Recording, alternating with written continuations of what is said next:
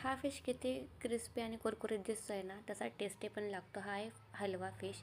So वाटणामध्ये मी कांदा, tomato, आलं, लसूण आणि कोथिंबीर घेतलेली. असं काही वाटण करायचं आपल्याला, हे तेलामध्ये फ्राय करायचं आणि ग्राइंड करायचं.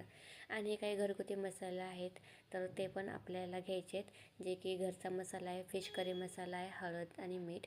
जे वाटण केलं आपण ना, ते छानपैकी तेलामध्ये फ्राय करायचं आपल्याला आणि हे सगळे मसाले त्यामध्ये ॲड करा आणि छान परतून घ्या. 1-2 हलव्याचे फिश त्याच्यामध्ये टाका, म्हणजे पीस, आणि छानपैकी सार आपला तयार होतो. पाणी थोडंसं तुमच्या अकॉर्डिंग टाका आणि नंतर थोडंसं उकळी काढा त्याला.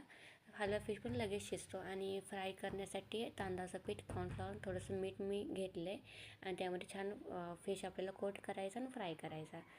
कमी गॅसवरती, एकदम स्लो गॅसवरती करायचा.